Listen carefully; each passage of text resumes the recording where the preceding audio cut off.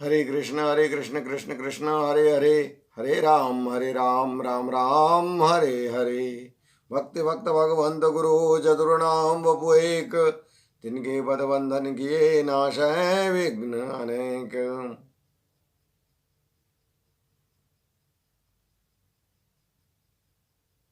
समुपस्थित दसों दिशाओं के स्वामी मेरे आराध्य और गुरुदेव और भगवत कथा रस के ऋषि गुरिंद सभी केवल चरण कमलों में मेरा साधारण नमन।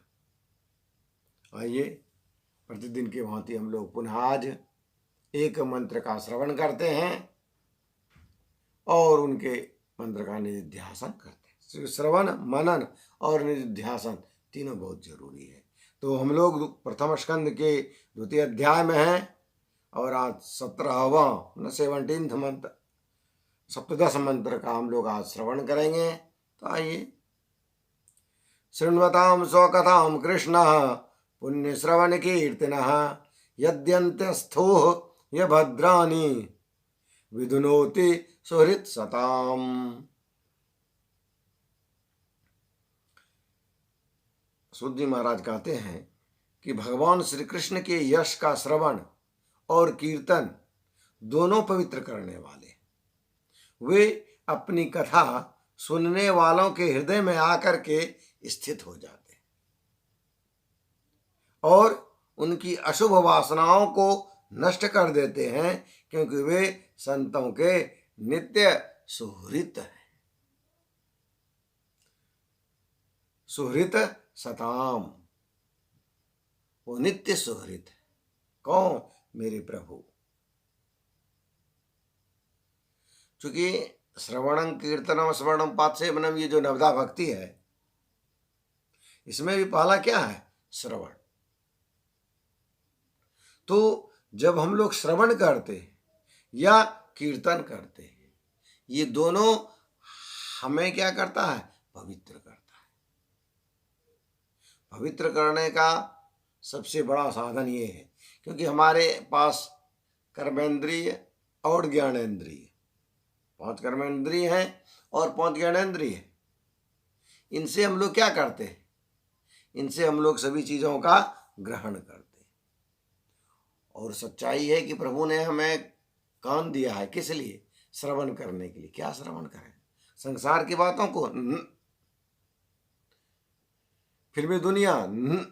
तो फिर भगवान के गुण का, नाम का कीर्तन करना चाहिए और उन्हीं का श्रवण भी करना चाहिए।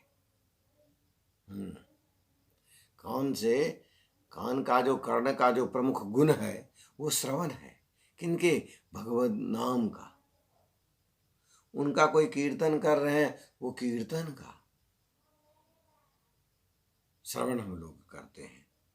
और ये दोनों क्या है? हमें पवित्र करते हैं। क्यों? कि ये कर्ण से हमारे अंदर प्रवेश कर जाता है और हमारे अंतरात्मा को, सबको क्या करते हैं? वो पवित्र कर देते हैं।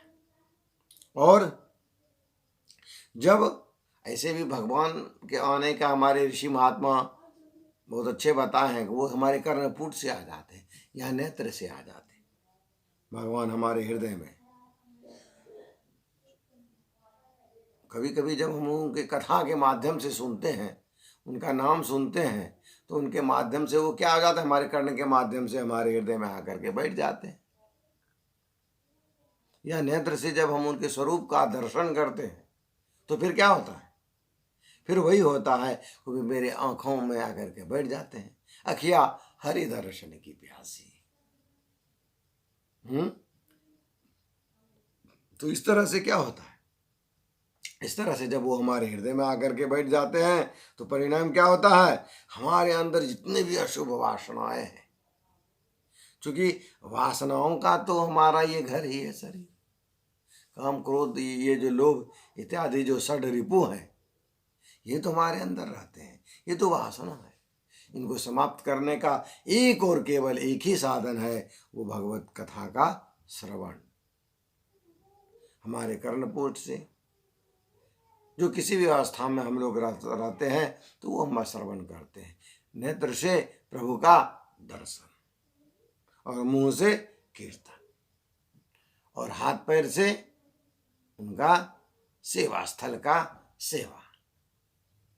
तो इस प्रकार से जब हम लोग अपने अंदर प्रभु को धारण करते हैं तो हमारे अंदर जितनी भी वासनाएं हैं, जितने भी मैल हैं, वो सब मैल क्या हो जाता है? नष्ट हो जाता है। और जब वो नष्ट हो जाते हैं तो फिर क्या होते हैं? फिर शुद्ध चित्त होते हैं, और तब प्रभु हमारे अंदर उसमें क्या करते हैं? प्रवेश कर जाते हैं। जब हमारे अंदर प्रवेश कर जाते हैं, अंतरात्मा शुद्ध हो जाता है, तो हम लोग गदगद वाणी से भगवान के गुणों का कीर्तन करने लगते हैं। क्यों ऐसा क्यों होता है? क्योंकि प्रभु जो है हमारे संत के सुहृत है। नहीं श्रृणताम स्वकथाम कृष्ण।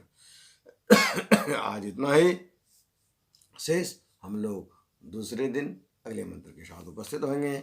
आइए हम लोग भगवत नाम ले लेते हैं। हरे कृष्ण कृष्ण कृष्ण हरे हरे, हरे राम राम राम हरे हरे। श्री कृष्ण गुरु चरणार्पणमस्तु।